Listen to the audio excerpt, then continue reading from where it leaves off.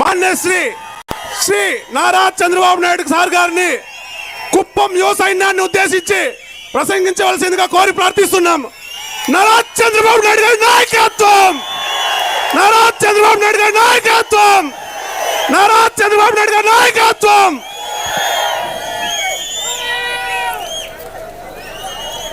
Okay, చాలా హుషారుగా ఉన్నారు.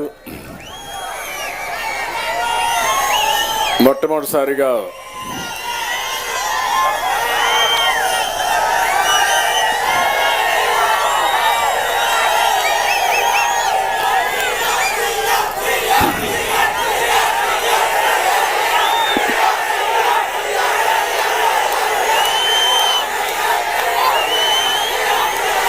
ఇప్పుడు మీ ఉత్సాహం చూస్తే నాకు కూడా పాత రోజులు జ్ఞాపకం వస్తున్నాయి. నేను స్టూడెంట్గా ఉన్నప్పుడు మీకంటే కూడా హుషారుగా ఉండేవాడిని. రోజుల్లో మీరు చూస్తే నేను ఆ రోజు యూనివర్సిటీ నుంచే ఎమ్మెల్యేగా పోటీ చేశాను. స్టూడెంట్ రాజకీయాల నుంచి ప్రజాక్షేత్రంలోకి వచ్చిన నేను మిమ్మల్ని చూస్తే చాలా గర్వపడుతున్నా. మళ్ళా పాత రోజులు నాకు జ్ఞాపకం వస్తున్నాయి. నాకు పాత రోజులు గుర్తు చేసిన మిమ్మల్ని అందరినీ మనస్ఫూర్తిగా అభినందిస్తున్నా. ధన్యవాదాలు, అభినందనలు, శుభాభినందనలు. ఇప్పుడు ఈరోజు మీటింగ్లో మనం ఒకసారి చూస్తే నియోజకవర్గ సమన్వయ కమిటీ చైర్మన్ కంచర్ల శ్రీకాంత్ గారు, ఇన్ఛార్జ్ అయినటువంటి పిఎస్ మునిరత్నం గారు,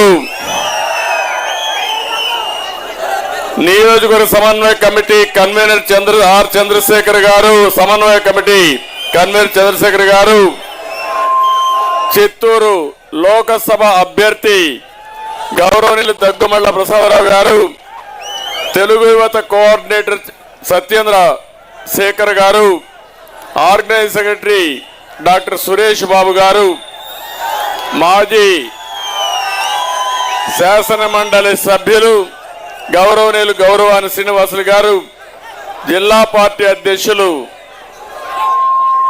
సిఆర్ రాజన్ గారు, నియోజకవర్గం తెలుగుదేశం అధ్యక్షుడు వెంకటేష్ గారు, ప్రధాన కార్యదర్శి చలం గారు, యువత నాయకులు మణి గారు, యువత రాష్ట్ర నాయకులు పార్సారథి గారు, ఐటీడీపీ అధ్యక్షుడు రాజేంద్ర గారు, పార్లమెంట్ నాయకులు వినోద్ గారు, రాష్ట్ర నాయకులు శరవణ గారు, కుప్పం మండల పార్టీ అధ్యక్షులు సుబ్బు గారు, యువత అధ్యక్షుడు మండలం గుడిపల్లి లక్ష్మీపతి గారు, శాంతిపురం యువత అధ్యక్షుడు సుబ్బు గారు, రామకుప్పం పట్టణానికి కూడా ఒకటే పేరుంది, ముగ్గురు కూడా సుబ్బులు ఉన్నారు ఇక్కడ.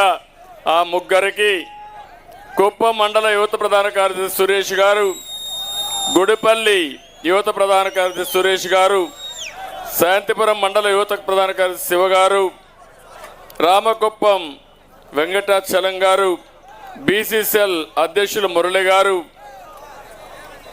ప్రధాన కార్యదర్శి వెంకటేష్ గారు, నడుమూరు నాయకులు సంతోష్ గారు, ఐటీడీపీకి సంబంధించిన సుబ్రహ్మణ్యం గారు, మంజునాథ్ గారు, రామ్మూర్తి గారు, సురేష్ గారు, కుప్పం పట్టణ అధ్యక్షులు సురేష్ గారు, అందరికి కూడా, ఎందుకంటే పేర్లు చెప్పాలి, వాళ్ళకు కూడా గుర్తింపు రావాలి. మనం ఒక నాయకులు కావాలంటే ఆ నాయకత్వాన్ని గుర్తించినప్పుడే నాయకులు అవుతారు. మీ అందరినీ చూస్తే చాలా ఆనందంగా ఉంది నాకు. ఈరోజు 1,00,000 ఓట్లు సునాయాసంగా మెజారిటీ వస్తుంది. దీంట్లో అనుమానం ఏమాత్రం లేదు. 1,00,000 మెజారిటీ మీరు సాధిస్తున్నారు. ఆ తర్వాత నేనేం చేయబోతానో చేసి చూపిస్తాను ఈ నియోజకవర్గానికి. సిద్ధంగా ఉన్నారా మీరు? సిద్ధంగా ఉన్నారా మీరు? తమ్ముళ్ళు అయితే ఎప్పుడు కూడా, గతంలో కూడా ఎప్పుడైనా ఒక బ్రాండ్ ఉంటే ఆ బ్రాండ్కి ఒక చరిత్ర ఉంటుంది. మీరందరూ గుర్తుపెట్టుకోవాల్సిన అవసరం ఉంది. అందుకే నేను ఈ సందర్భంగా మేమందరికీ ఒకటే విజ్ఞప్తి చేస్తున్నా. నేను ఎప్పుడు యువతను చూసినా నాకు ఒక ఉత్సాహం, కొత్త ఎనర్జీ వస్తుంది. దానికి కారణం నేను ఆధారపడిందే యువశక్తి పైన, పనిచేసిందే యువత కోసం. ఈరోజు మీరు ఒక్క విషయం గుర్తుపెట్టుకోవాలి. ప్రపంచంలో ఎక్కడైతే యువత సమర్థవంతంగా ఉంటుందో ఆ యువతదే విజయం. మీరు ఇక్కడుండే యువత గుర్తుపెట్టుకోవాల్సింది, కొంతమంది అప్పటికి పుట్టుంటారు, కొంతమంది కొత్తగా పుట్టి మళ్ళా పెద్దవాళ్ళు అయి ఉంటారు. అంటే 95లో నేను ఆ రోజు ఆలోచించాను ఈ రాష్ట్రం కోసం ఏం చేస్తే నా యువతకు బాగుపడతారని ఆలోచిస్తే అప్పుడే నాకు గుర్తొచ్చింది, ప్రపంచంతో ఒక విజన్ ఇచ్చాను. ఇదే ఇన్ఫర్మేషన్ టెక్నాలజీ. దేశంలో ఎవ్వరూ ఆలోచన కంటే ముందుగా ఆలోచించే పార్టీ తెలుగుదేశం పార్టీ.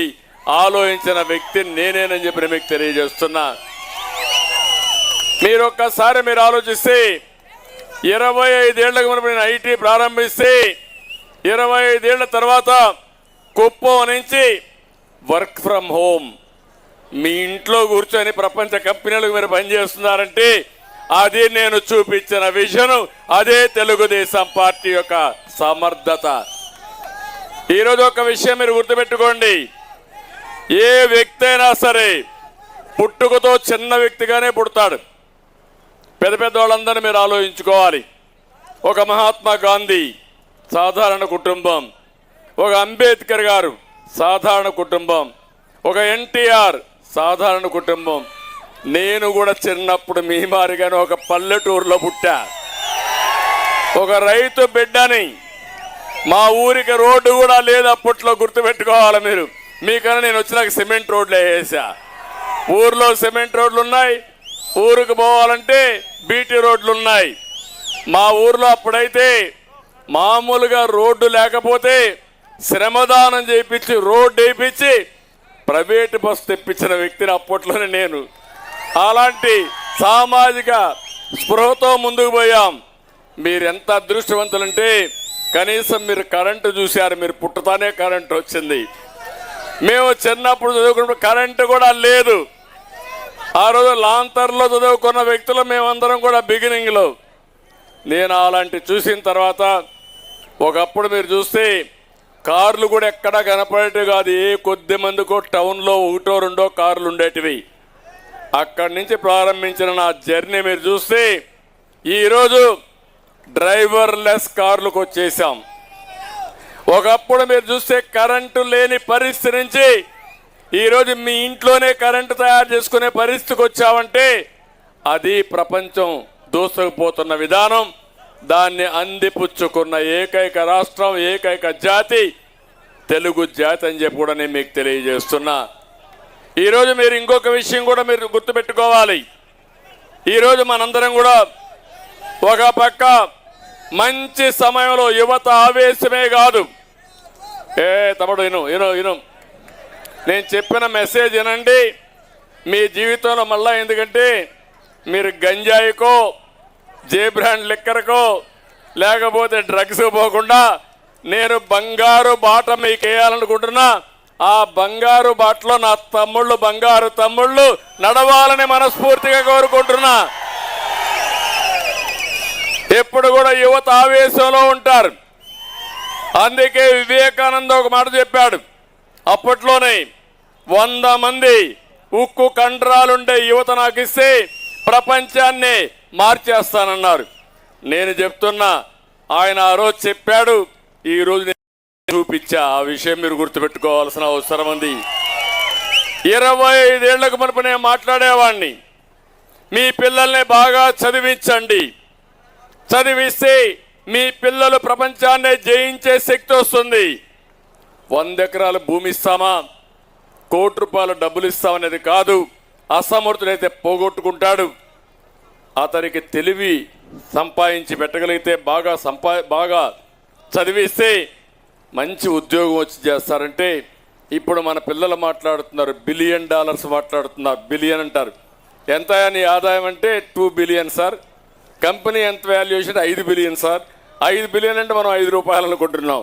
5 బిలియన్ అంటే 20,000 కోట్లు 30,000 కోట్ల రూపాయలు సంపాదించే పరిస్థితికి వచ్చారు. అది ఈరోజు తెలుగుదేశం పార్టీ మీరు చూస్తే ఊరూరు బలపం కట్టుకొని చెప్పాను. చరిత్ర ఒకసారి చూసుకోవాలి. ఇప్పుడు మీరంతా ఫోన్లు పెట్టుకొని ఆ మీటింగ్లన్నీ షూటింగ్ చేస్తున్నారు. మీ ఎవరున్నా ఉంటే మీ ఇంటికి కూడా చెప్తున్నారు, లేకపోతే రాబోయే భార్యకు కూడా కావాలంటే లైన్లో పెట్టి వాళ్ళకు కూడా బ్రాడ్కాస్ట్ చేసే పరిస్థితికి వస్తున్నారు. అంటే మీరు గుర్తుపెట్టుకోవాల్సింది, అప్పుడు ఒక ఫోన్ లేదు. మన కుప్పంలోనే కొత్తగా వచ్చినప్పుడు సెల్ ఫోన్ ఉందా తల్లి నీకు? అప్పుడు మీ ఇంటికి ఫోన్ ఉందా? ఆ రోజు ఫోనులు లేవు. నేను అన్నాను అప్పుడు ఎలక్ట్రానిక్ ఎక్స్చేంజ్ పెడతానని, అంటే 89లో అందరూ నా మీద పడిపోయారు. కుప్పంలో 100 టెలిఫోన్లు లేవు, ఈయన ఎలక్ట్రానిక్ ఎక్స్చేంజ్ పెడతాడంటని. నేను చెప్పా, చేసి చూపిస్తానని చెప్పా. ఆ రోజు నేను ఆలోచించాను, ఈ సెల్ ఫోన్లు చైనాలో కొన్ని కోట్ల సెల్ ఫోన్లన్నీ మొబిలైజ్ అవుతా ఉంటే, ఇండియాలో కాల్ చేయాలంటే, టెలిఫోన్ చేయాలంటే లైట్నింగ్ కాల్ అని వారం రోజులకు వచ్చేది. అక్కడి నుంచి నేను గట్టిగా పట్టుబట్టి ఆనాటి ప్రధానమంత్రి వాజ్పేయి గారిని మెప్పించి నేనే రిపోర్ట్ ఇచ్చి ఈరోజు డీరెగ్యులేషన్ అండ్ టెలికమ్యూనికేషన్ సెక్టర్ వచ్చింది. అంటే మీరు గుర్తుపెట్టుకోవాల్సింది, ఆ రోజు మనం ఎవరికైనా ఫోన్ చేయాలంటే బిఎస్ఎన్ఎల్ ఒక కంపెనీ ఉండేది. ఆ కంపెనీకి మనం ఫోన్ చేసి ఆ ఎక్స్చేంజ్లో ఆపరేటర్ మాన్యువల్ ఉండేవాడు. వాడికి ఫోన్ చేసి చెప్తే నాకు ఈ ఫోన్ కనెక్ట్ చేయమంటే వారం తర్వాత మీకు ఫోన్ వచ్చేది. అందుకే అప్పుడు మనుషులు పెట్టి కబుర్లు పంపించేవారు. ఈ విషయం కూడా మీరు గుర్తుపెట్టుకోవాలి, లెటర్లు రాసేవాళ్ళు. అలాంటి దగ్గర నుంచి నేను ఆలోచించిన తర్వాత ప్రధానమంత్రి గారు చెప్తే ఎక్కడ సాధ్యం అన్నాడు.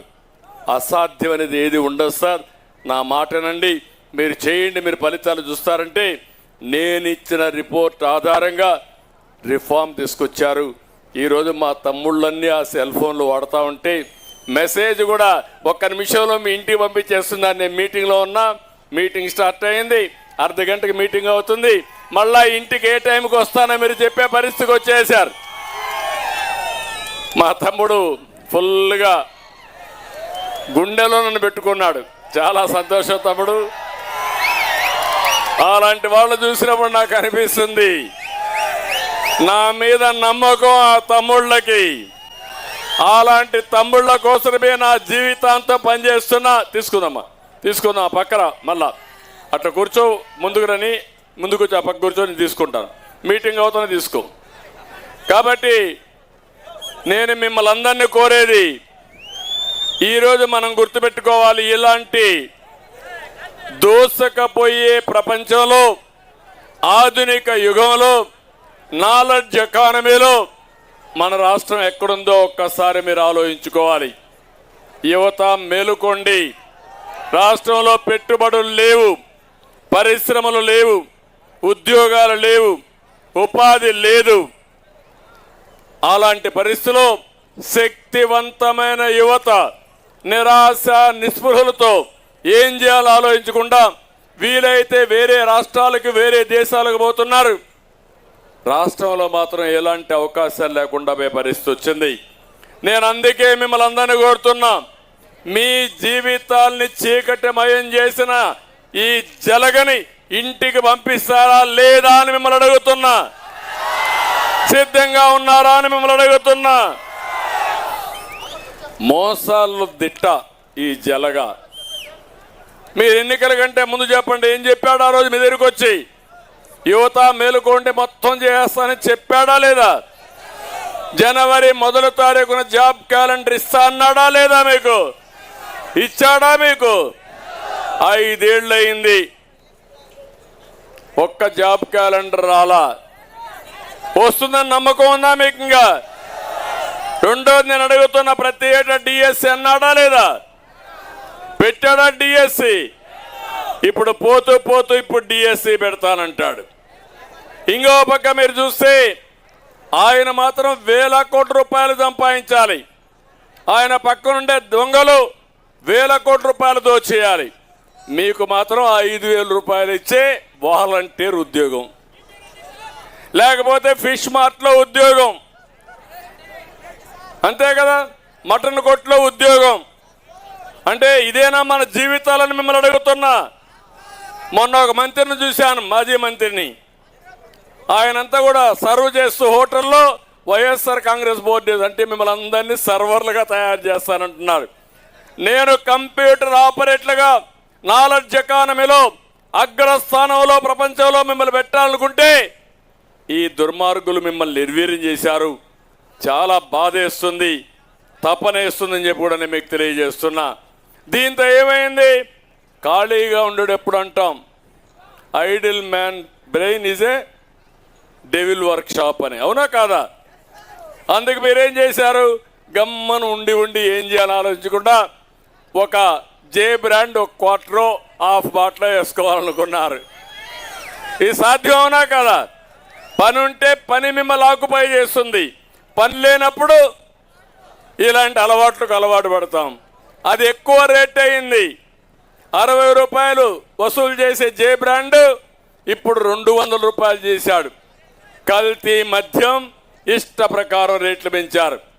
ఇంకో పక్క సరసమైన ధరకు గంజాయి వదిలిపెట్టాడు. మన రాష్ట్రంలో గంజాయి పంట అఫిషియల్ పంట అయిపోయింది, అవునా కాదా? కిరాణా కొట్లో దొరుకుతా ఉంది లేదా గంజాయి? ఎక్కడైనా దొరుకుతా ఉంది. అంటే ఏంటి రాష్ట్రం అంటే యువతని పెడుదారిన పట్టించే మార్గం తీసుకొచ్చారు. ఇంకో పక్క నిన్నే చూశారు, డ్రగ్స్ కూడా తీసుకొచ్చారు. బ్రెజిల్ నుంచి 25,000 కేజీల డ్రగ్స్ ని విశాఖపట్నం పోర్టుకు తీసుకొచ్చారంటే వీళ్ళు ఎంత దుర్మార్గులో మీరు ఒక్కసారి ఆలోచించుకోవాల్సిన అవసరం ఉంది. అందుకే నేను ఒకటే చెప్తున్నాను, మన రాష్ట్రంలో ఉండే యువతకు విజ్ఞప్తి చేస్తున్నా, మళ్ళీ మీ భవిష్యత్తుకు భరోసా ఇచ్చే బాధ్యత నాది. రేపు ఎన్నికల్లో వైఎస్ఆర్ కాంగ్రెస్ పార్టీని చిత్తుగా ఓడించి ప్రజలకు వాస్తవాలు చెప్పాల్సిన బాధ్యత మీది. తమ్ముళ్ళు, ఇంకొక విషయం మీరు చూస్తే, మొన్ననే 2019లో నేను సర్వీస్ కమిషన్లో ఉద్యోగాలు పిలిచాను. అవి కూడా గ్రూప్ 1 సర్వీసెస్ అయ్యి, అంటే డిఎస్పీలు, అదే మరి సబ్ కలెక్టర్స్. దానివల్ల ఐఏఎస్ అవుతారు, ఐపీఎస్ అవుతారు. 2019లో నేను పెడితే వీళ్ళు వస్తానే మార్చేశారు. మామూలుగా కంప్యూటర్ కరెక్షన్ చేయడానికి వీలు లేదు, మాన్యువల్గా కరెక్షన్ చేయాలి, అది చట్టం. దానికి వ్యతిరేకంగా కంప్యూటర్లో కరెక్షన్ చేసి వీళ్ళకి కావలసిన మనుషులకు పోస్టులు అమ్ముకున్నారు. దానిపై నిరుద్యోగులంతా కోర్టుకు వెళ్ళారు, హోరాహోరీగా పోరాడారు. నా దగ్గర కూడా వచ్చారు, నేను కూడా సహకరించా. కడాన వాళ్ళు ఇమ్మీడియట్గా న్యాయం జరగలేదు. 2 ఏళ్ళు పోరాడారు, 3 ఏళ్ళు పోరాడారు.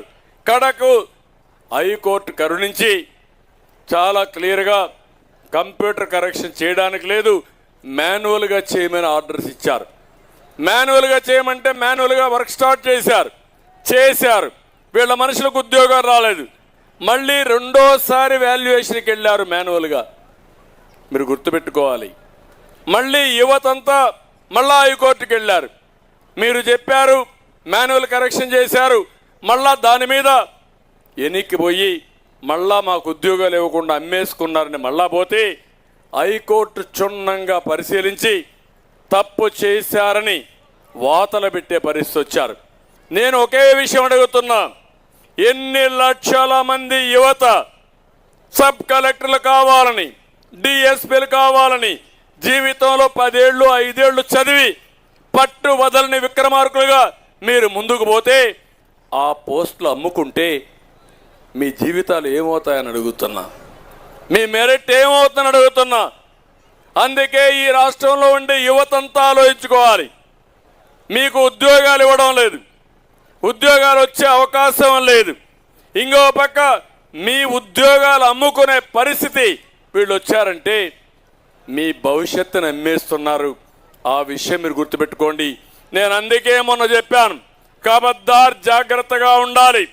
జగన్మోహన్ రెడ్డిని హెచ్చరిస్తున్నా, సర్వీస్ కమిషన్ చైర్మన్ ఆ రోజు పనిచేసిన వ్యక్తిని హెచ్చరిస్తున్నా, మా పిల్లల భవిష్యత్తును అంధకారం నెట్టిన మిమ్మల్ని శిక్షిస్తా, వదిలిపెట్టను, ఖబర్దార్ జాగ్రత్తగా ఉండమని హెచ్చరించానని చెప్పి కూడా నేను మీకు తెలియజేస్తున్నా. కానీ ఈ హెచ్చరికలు వీళ్ళు భయపడరు. మీరు ఒకసారి చూడండి, ఒకప్పుడు పెట్టుబడులకు ఆంధ్రప్రదేశ్ చిరునామా. నేను సీఎం అయిన తర్వాత సమైక్య ఆంధ్రప్రదేశ్లో ప్రపంచం అంతా తిరిగి పెట్టుబడులు తీసుకొచ్చాను. మళ్ళీ ఆంధ్రప్రదేశ్ విడిపోయిన తర్వాత 16 లక్షల కోట్ల రూపాయల పెట్టుబడులు వచ్చాయి. అనంతపూర్ జిల్లా పేద జిల్లా, నీళ్లు లేని జిల్లా. అలాంటి జిల్లాలో ఇండస్ట్రీ వస్తుందని ఎవ్వరూ కలగనలేదు. అప్పుడు నేను ఆలోచించి కియా మోటార్స్ రావాలని చెప్పి ప్రయత్నం చేశా. కియా మోటార్స్ని మీరు చూస్తే మహారాష్ట్ర పోటీ పడ్డారు, తమిళనాడు పోటీ పడ్డారు, సాక్షాత్ ప్రధానమంత్రి నరేంద్ర మోడీ గారి రాష్ట్రం కూడా గుజరాత్ పోటీ పడ్డారు. ఎక్కడా కాదని మన దగ్గరికి వచ్చారంటే అది తెలుగుదేశం పార్టీ చూపించిన చొరవ, సమర్థత. దగ్గర మన దగ్గరే తయారైన కార్లు ఈరోజు ప్రపంచం అంతా తిరుగుతున్నాయి. కొన్ని వందల వేల కోట్ల రూపాయల ఆదాయం వస్తూ ఉంది. మన యువతకు ఉద్యోగాలు వచ్చాయి. మనం అన్నీ చేస్తే పక్కనే ఒక జాకీ పరిశ్రమ వస్తే దానికి వాటా అడిగి తరిమేశారు. ఈ జిల్లాలో మీరు ఒకసారి చూస్తే అమర్ రాజా బ్యాటరీస్, ఈ జిల్లా వాసి అమెరికా నుంచి వచ్చాడు, ఇండస్ట్రీ పెట్టాడు తిరుపతిలో, కొన్ని వందల వేల మందికి ఉద్యోగాలు ఇచ్చాడు. అలాంటి ఇండస్ట్రీ పైన పడి ఆ ఇండస్ట్రీని తరివేస్తే ఆంధ్రప్రదేశ్లో మేము పెట్టుబడులు పెట్టాం. మేము నేరుగా పోయి తెలంగాణలో వేరే రాష్ట్రాల్లో పెడతామంటే వేరే రాష్ట్రాల్లో పెట్టే పరిస్థితికి వచ్చారు. అంటే ఈ రాష్ట్రంలో పుట్టిన వ్యక్తులు పెట్టుబడులు పెట్టకుండా వీళ్ళకు వాటాలు ఇవ్వ, వీళ్ళ దాడులు తట్టుకోలేక పారిపోయే పరిస్థితికి వచ్చారు. నిన్న కూడా నేను చూశాను, ఏదైతే ఒక వ్యక్తి చెప్తున్నాడు, మేము ఇక్కడ ఇండస్ట్రీ పెట్టాం, ఇక్కడ ఎమ్మెల్యే ఉన్నాడు, వాటా అడిగాడు, డబ్బులు అడిగాడు, ఇవ్వమంటే మా మీద లేనిపోని పెత్తనం చేసి మా ఇండస్ట్రీ క్లోజ్ చేయించారు. సిద్ధాంతపరంగా పోరాడాం. మళ్ళీ మీరు వస్తే తప్ప మా ఇండస్ట్రీ మేము నడపలేమని వాళ్ళు చెప్పే పరిస్థితికి వచ్చారు. మీరు యువత అనుకుంటారు ఒకసారి, ఇది నాకేం పోయింది, ఎక్కడో జరిగింది అని మీరు అనుకుంటే, అందుకే ఈరోజు రాష్ట్రంలో వీళ్ళ ఆటలు సాగుతున్నాయని చెప్పి కూడా నేను మీకు తెలియజేస్తున్నా. 5 ఏళ్ళయింది, ₹1 పెట్టుబడి వచ్చిందా మీరు ఆలోచించండి. ఒక తమ్ముడికి ఉద్యోగం వచ్చిందా మీరు ఆలోచించండి. ఏంటి అరాచకం అంటే, ఒక ముఖ్యమంత్రిగా ఉండే నేను గర్వపడతాను. సమైక్య ఆంధ్రప్రదేశ్లో 9 ఏళ్లలో హైదరాబాద్ నగరాన్ని నిర్మాణం చేసి ప్రపంచ పట్టణంలో పెట్టిన ఘనత తెలుగుదేశం పార్టీది. ఇప్పుడు మీరు ఒకసారి ఆలోచించుకుంటే నాకు అదే తృప్తి. నన్ను మర్చిపోవచ్చు, లేకపోతే అక్కడ పోయినప్పుడు నాకు ఓట్లు వేయకపోవచ్చు, కానీ నాకు ఆనందం, నా మనస్సు ఒకటి ఉంది, నా మనస్సాక్షిగా ఆలోచిస్తాను. ఎయిర్పోర్ట్లో దిగితే నా పేరు చెప్పరు, కానీ అది చూసినప్పుడు నేనే చేశానని గర్వపడతాను. జాతి తప్పకుండా గుర్తుపెట్టుకుంటుంది. ఒక కియా మోటార్ దగ్గరికి పోయినప్పుడు ఇప్పుడు బుకాయిస్తారు, కానీ వాళ్ళ మనసుకు కూడా తెలుసు ఎవరు తెచ్చారు, ఎట్ట తెచ్చారు, వాళ్ళకు కూడా తెలుసు. అదే శాశ్వతం, చేసిన పనులు శాశ్వతం. ఏదైతే దానిపైన కూడా కేసులు పెట్టారు, మా తమ్ముడు చెప్పి దానిపైన కూడా కేసులు పెట్టారు. ఆస్తులు అమ్మేసుకోవడం పైన కూడా కేసులు పెట్టారు. ఇంకొక విషయం కూడా ఆలోచించాలి, ఒక కియా మోటార్కి ఎంత ల్యాండ్ ఇచ్చామంటే 600 ఎకరాలు. నీళ్లు లేవంటే గొల్లపల్లి రిజర్వాయర్ 6 నెలల్లో పూర్తి చేసి హందిరి నీవా నీళ్లు తీసుకొచ్చి గొల్లపల్లిలో పెట్టి కియా మోటార్ మేనేజ్మెంట్ కన్విన్స్ చేసి నా మాట నేను నిలబెట్టా, నీ మాట నువ్వు నిలబెట్టు, ఇండస్ట్రీ పెట్టి 1.5 సంవత్సరంలో మొదటి కారు బయట రావాలంటే నేనే పోయి ఆ ఇండస్ట్రీ ఇనాగరేట్ చేసి మొదటి కారు బయట తీసుకొచ్చిన ఘనత తెలుగుదేశం పార్టీది. అది మనం చేయాల్సిన పనులు. 12 లక్షల కార్లు ఈరోజు కియా కార్లు రోడ్డు మీద తిరుగుతున్నాయి. అది చూసినప్పుడు మనకు ఆనందం. అక్కడే కంపారిజన్ చెప్తున్నా, ఇది బెంగళూరుకు దగ్గర నేను పెట్టింది, అనంతపూర్కి దగ్గర, హిందూపూర్ దగ్గర ఇంకా అవతల 8,000 ఎకరాలు లేపాక్షి పార్కు కోసం, నాలెడ్జ్ పార్క్ కోసం అక్వైర్ చేశారు. అదొక పెద్ద స్కామ్. అది రాజశేఖర్ రెడ్డి గారు ఉన్నప్పుడే అక్వైర్ చేసి అదొక కేసు అయి ఈరోజు కోర్టుల్లో ఉంది. అదే మరిగా అది సిక్ ఇండస్ట్రీ అయిపోయి దివాలా తీసే పరిస్థితికి వచ్చింది. ఇప్పుడు ఈ ముఖ్యమంత్రి వచ్చిన తర్వాత భూమి మీద కన్నుబడింది. 10,000 కోట్ల రూపాయలు విలువ చేసే ఆస్తిని 500 కోట్లు కొట్టేయాలని వీళ్ళ బావమరిది ఉంటే, వీళ్ళ బావ ఉంటే ఆ బావ ద్వారా టెండర్లు పెట్టాడు. మీరు గుర్తుపెట్టుకోవాలి, నేను చేసింది కియా మోటార్ తీసుకొచ్చి మీకు ఉద్యోగాలు ఇప్పించి ఆ ప్రాంత అభివృద్ధి చేస్తే అక్కడ భూమి కొట్టేసి 10,000 కోట్ల రూపాయలు దోచుకోవాలనుకున్న వ్యక్తి, స్కాముల్లోనే స్కాములు చేసిన వ్యక్తి, దుర్మార్గమైన వ్యక్తి ఈ జగన్మోహన్ రెడ్డి. ఆ విషయం మీరు గుర్తుపెట్టుకోవాల్సిన అవసరం ఉంది. నేను ఈ విషయాలన్నీ మీకు ఎందుకు చెప్తున్నానంటే మీలో ఒక అవగాహన పెరగాలి, యువతలో ఒక సామాజిక బాధ్యత రావాలి, సామాజిక స్పృహ రావాలి. ఏ నాయకుడైనా తప్పు చేసి ప్రజా జీవితంలో ప్రజా కోర్టులో శిక్షించే విధంగా యువత పోరాడితేనే ఈ దేశం బాగుపడుతుంది. మీరు పోరాడకపోతే మనకే నష్టం అని చెప్పి కూడా నేను మీకు తెలియజేస్తున్నా. 1-2 కంపెనీలు కాదు, చాలా కంపెనీలు వెళ్ళిపోయినాయి. మీరు ఒక విషయం మన నియోజకవర్గంలో జరిగేటి చూస్తే ఇక్కడే గ్రనైట్ ఉంది. కుప్పం గ్రనైట్ ప్రపంచంలోనే చాలా పాపులర్ గ్రనైట్. గడిచిన 5 సంవత్సరాలు ఎంత దోపిడీ చేశారో మీరే చూడండి. 30 సంవత్సరాలు నేను ఎమ్మెల్యేగా ఉన్నాను, 14 సంవత్సరాలు ముఖ్యమంత్రిగా ఉన్నాను, సమైక్య ఆంధ్రప్రదేశ్లో ఉన్నా, ఇప్పుడు ఉన్నా. ఎప్పుడైనా సరే ఎవడైనా ధైర్యం చేసి 1 ఎకరా కానీ ఒక్క తప్పు చేయడానికే ప్రయత్నం చేశారా? ఒక్కసారి ఆలోచించుకోండి. నేను మొన్న పోయి చూశాను. మొన్న పోయి చూస్తే కేజీఎఫ్ తరహాలో మొత్తం గ్రనైట్ దోవుకొని అమ్మేసుకునే పరిస్థితికి వచ్చారు. అంటే మన దగ్గరనే ఇలాంటి జరిగాయంటే రాష్ట్రం మొత్తం పరిశ్రమలు పరారైపోయినాయి. భూగర్భ ఖనిజ సంపద మొత్తం లూటీ చేసే పరిస్థితికి వచ్చారు. ఒక పక్క గ్రనైట్ పోయింది, ఒక పక్క ఇసుక పోయింది, ఇంకో పక్క వెరైటీస్ పోయినాయి, ఇంకో పక్క అల్యూమినియం పోయింది. ఒకటి కాదు, రాష్ట్రంలో ఉండే భూగర్భ ఖనిజ సంపద దోచేసిన దుర్మార్గులు వీళ్ళని చెప్పి నేను మీకు తెలియజేస్తున్నా. అది ప్రజల ఆస్తి, ఆ ఆస్తి మీకు రావాలి. అదే మరి ఇంకొక పక్క మీరు చూస్తే భూగర్భ ఖనిజ సంపద నుంచి పరిశ్రమలు పెడితే యువతకు ఉద్యోగాలు వస్తాయి. దోపిడీ చేసి రా మెటీరియల్ అమ్మేస్తే మీకు ఉద్యోగాలు వచ్చే పరిస్థితులు కూడా లేవని చెప్పి నేను మీకు తెలియజేస్తున్నా. ఇప్పుడు కొత్తగా ఒక థీరీకి వచ్చారు. వీళ్ళకి లిక్కర్లో డబ్బులు వచ్చాయి, మద్యంలో అది ఒక స్టాచ్యురేషన్కి వచ్చేసింది. దాని తర్వాత గంజాయి అమ్మి డబ్బులు సంపాదించుకోవడానికి వీళ్ళ మనుషులు ముందుకు వచ్చారు. దానిపైన ఏమీ మాట్లాడే పరిస్థితులు వీళ్ళు లేరు.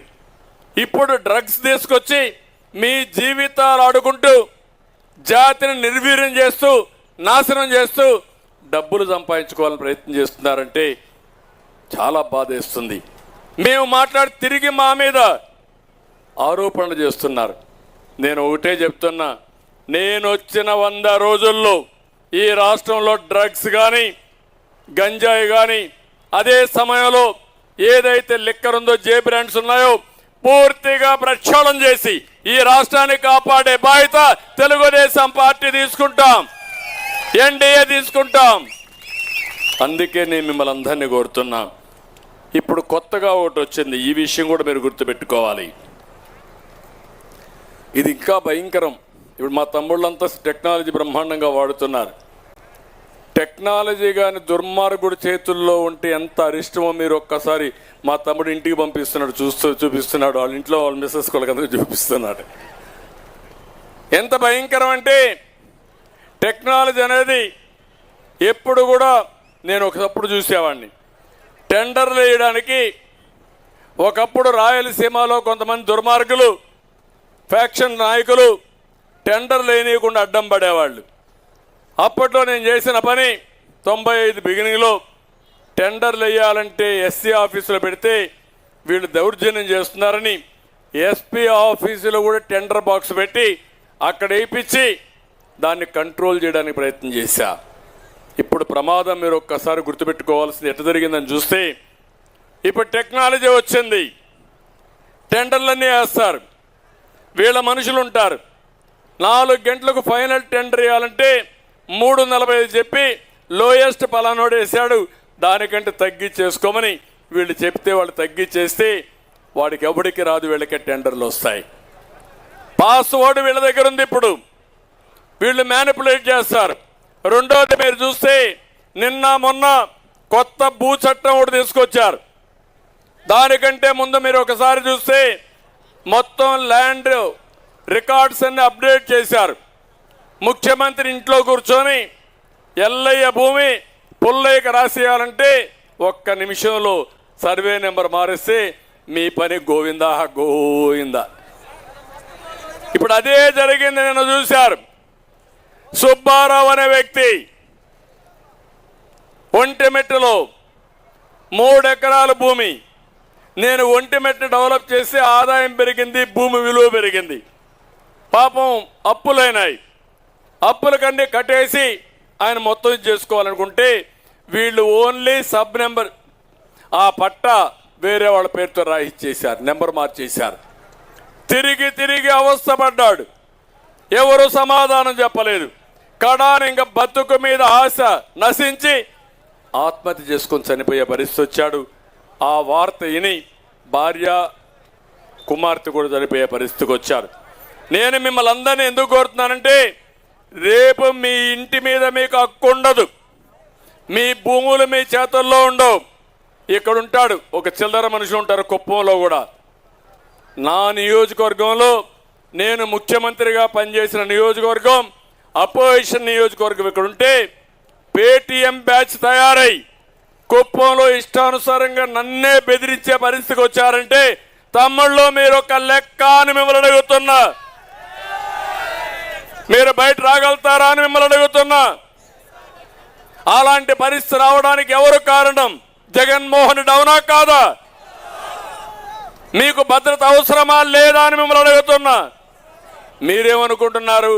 ఏదో చంద్రబాబు నాయుడు ఎన్నిక, ఆయన చూసుకుంటాడు, అవసరమైతే ఆయనే డబ్బులు ఖర్చు పెట్టుకుంటాడు, లేకపోతే ఆయనే ఊరూరు తిరుగుతాడు, ఒకవేళ గెలిస్తే ఆయనే కదా ముఖ్యమంత్రి, నాకేం వస్తుందని మీరు అనుకుంటున్నారు. అదే ప్రమాదం.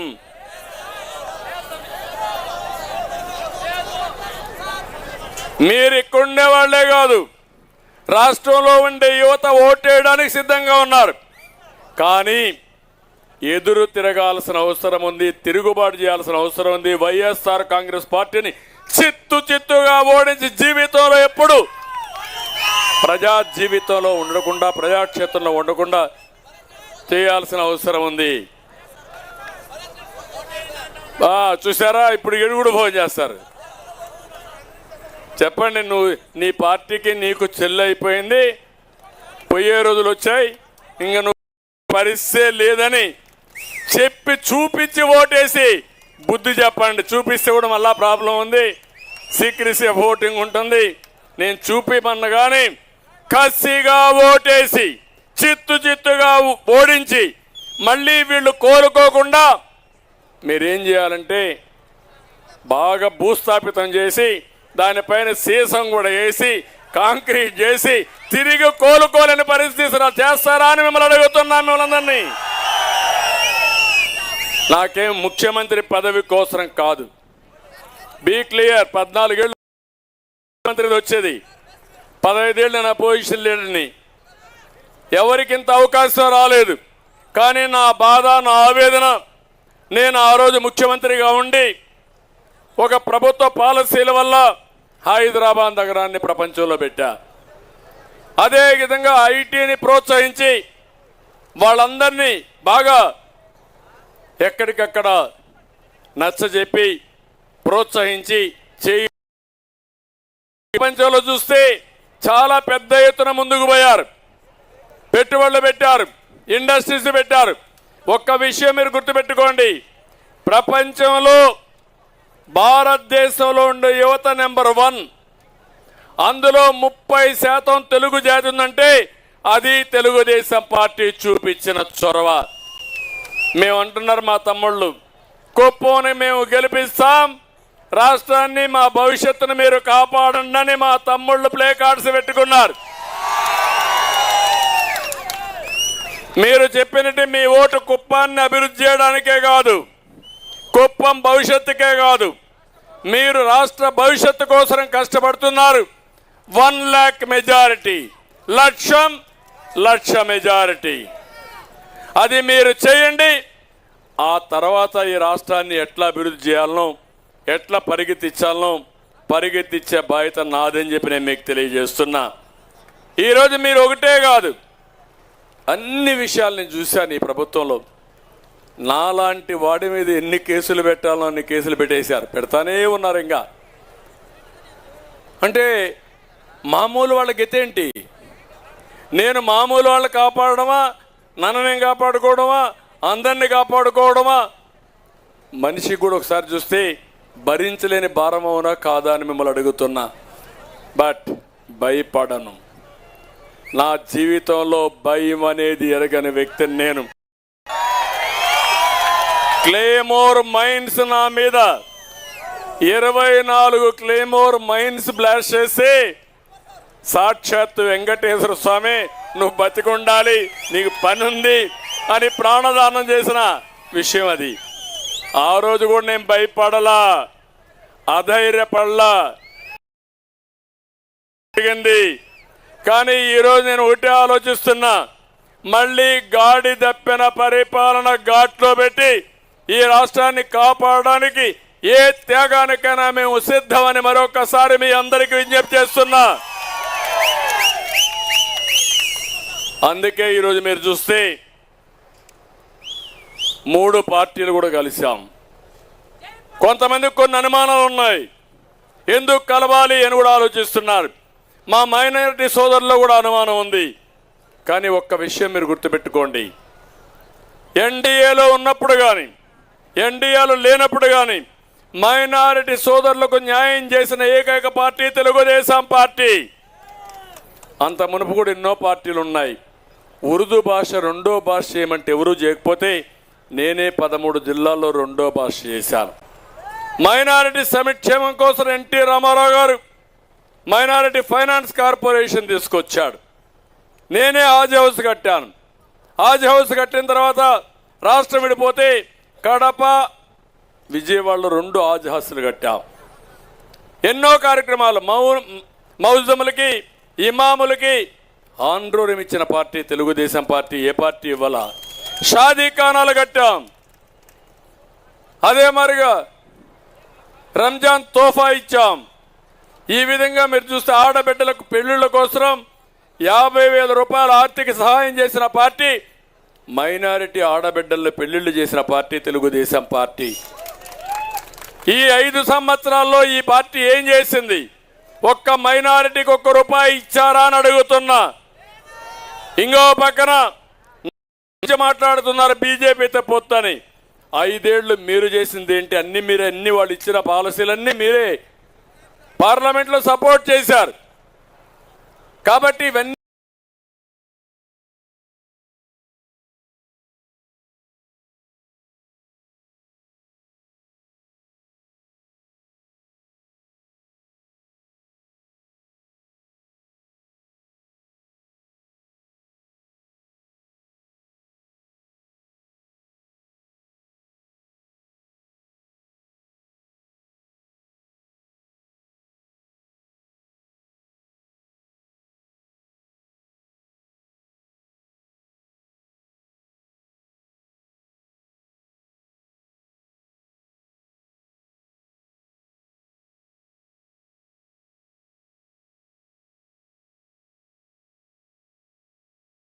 మళ్ళీ వాళ్ళే వస్తారు.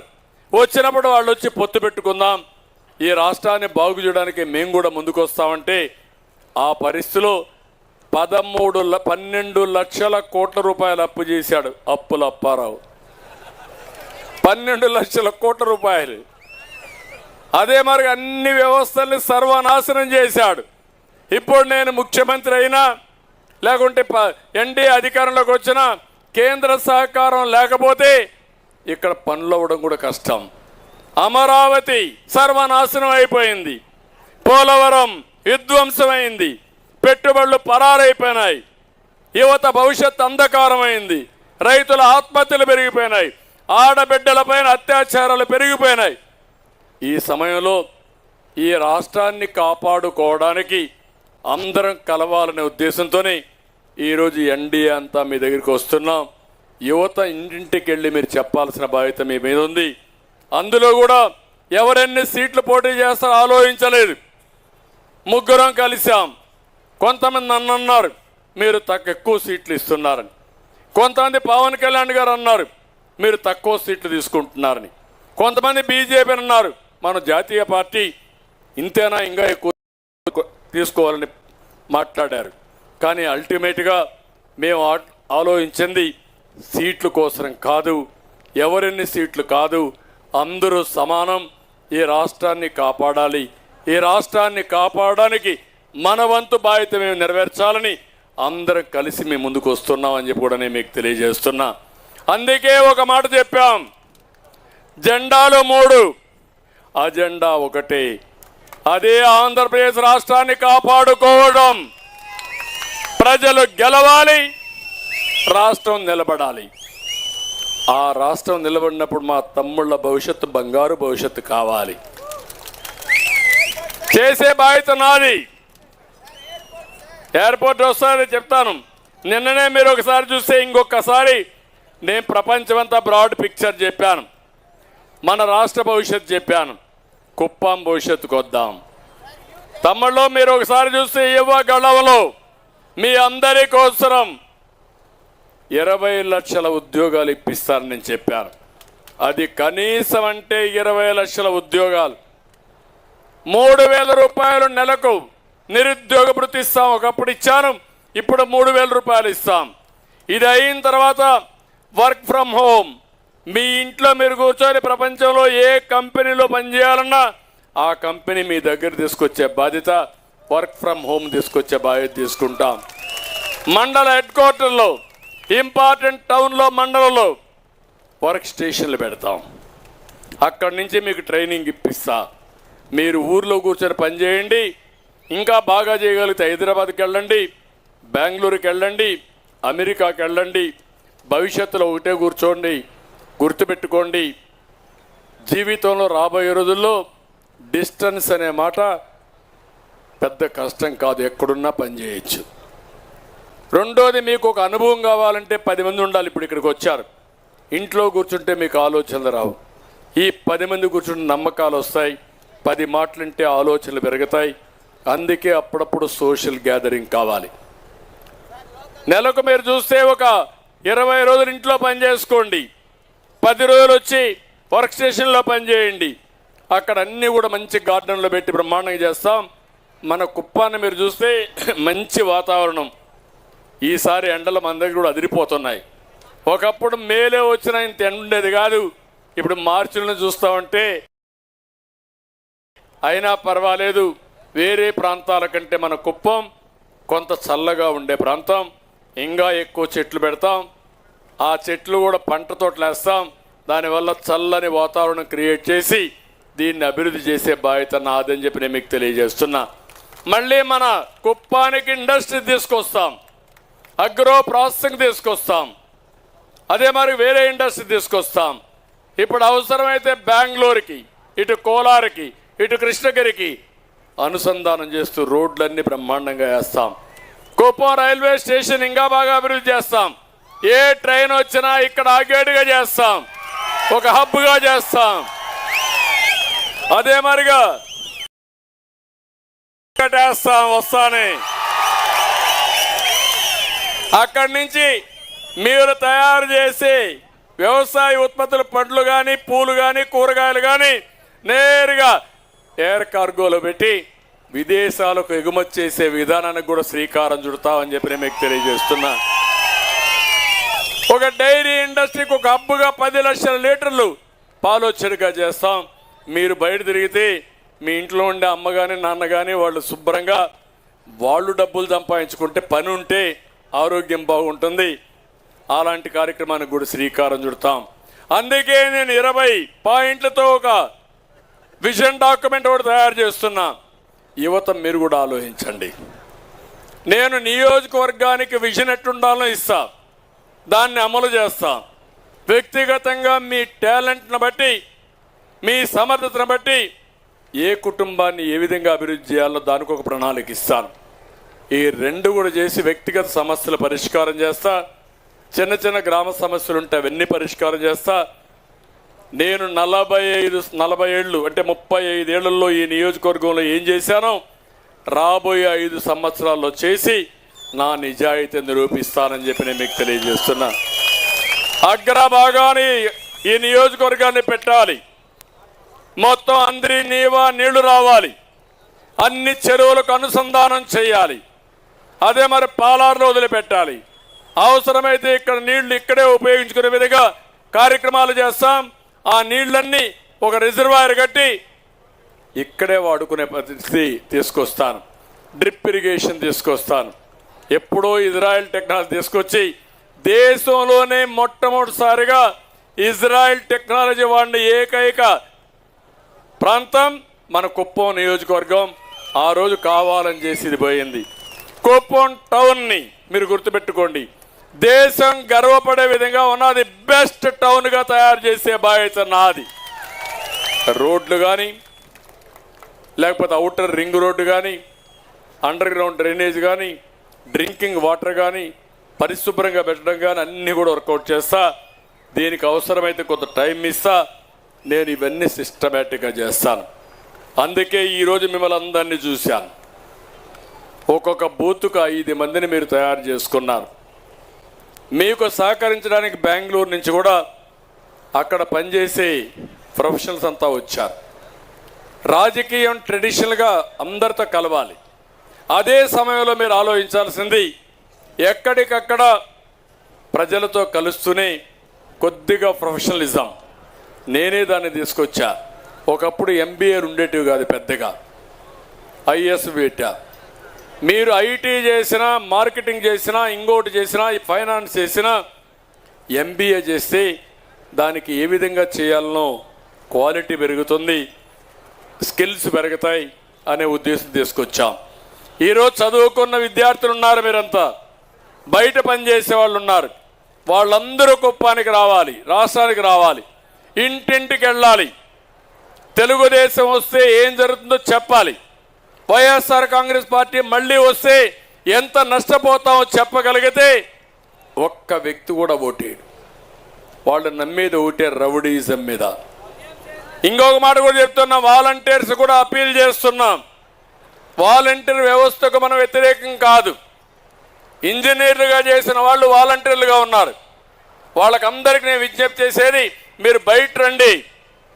ఈరోజు 5,000 జీతం మీకు, కనీసం 30,000 నుంచి 50,000 రూపాయలు మీ ఇంట్లో కూర్చొని మీరు సంపాదించుకునే విధానానికి శ్రీకారం చుడతాం. ఇది అసాధ్యమేం కాదు. చాలామంది జీవితాలు నేను చూశాను.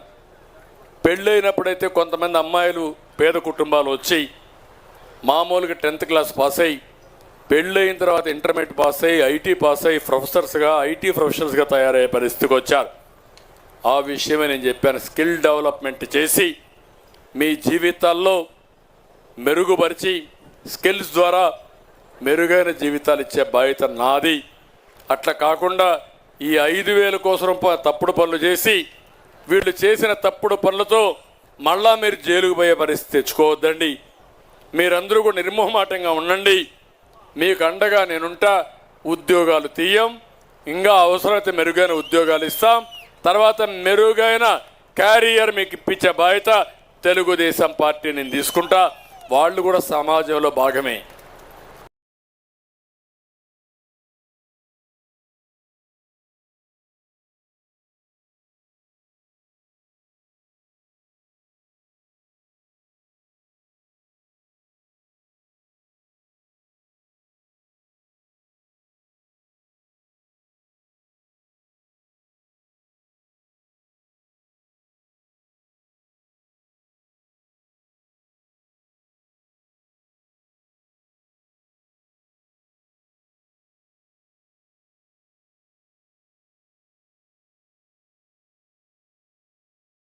వ్యక్తి ఏ వ్యక్తిని వదిలిపెట్టమని చెప్పి నేను మీకు తెలియజేస్తున్నా.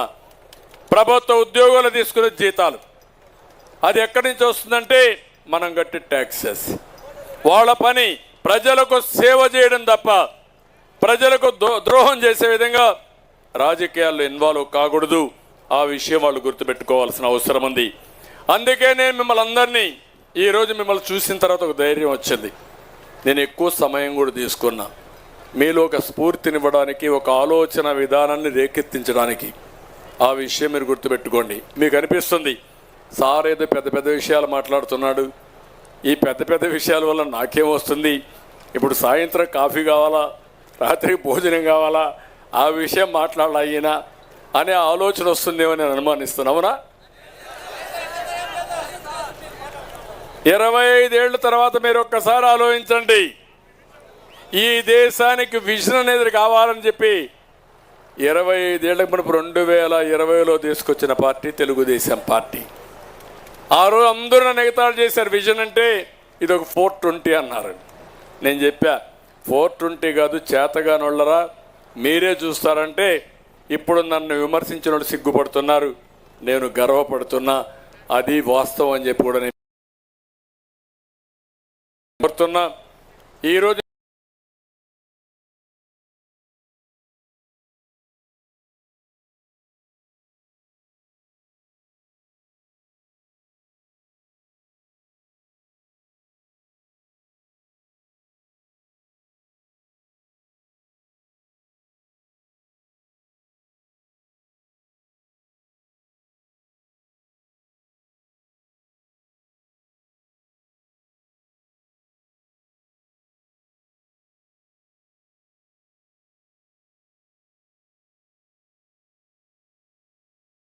నేను మాట్లాడిన విషయాలన్నీ మీ సెల్ ఫోన్లో పెట్టుకొని, లేకుంటే మీరు కూడా కావాలంటే కామెంట్ చేసి ఎడిట్ చేసి ఇంటింటికి తీసుకుపోయి ఎందుకు మీ ఓటు వేయమంటున్నావు చెప్పగలిగితే వాళ్ళ మనసు కూడా కరుగుతుంది.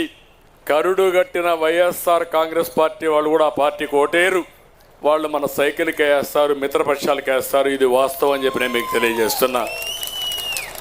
కాబట్టి ఇవన్నీ కూడా నేను మిమ్మల్ని ఒకటే చెప్తున్నా.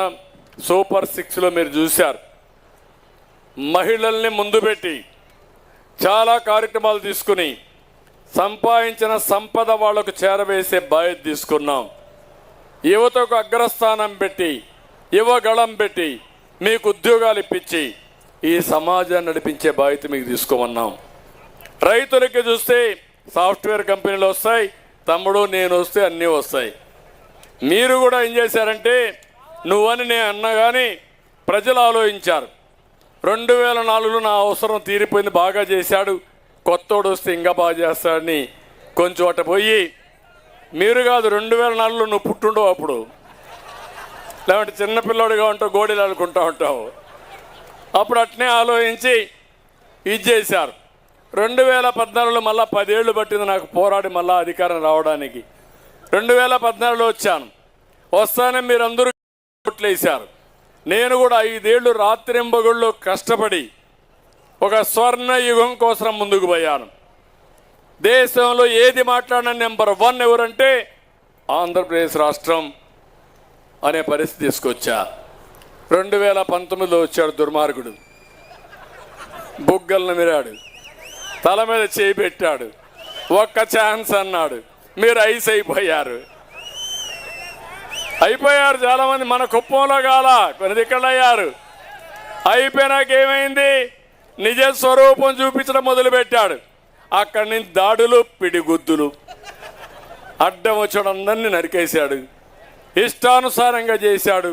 దోపిడీ రాజ్యానికి శ్రీకారం చుట్టాడు.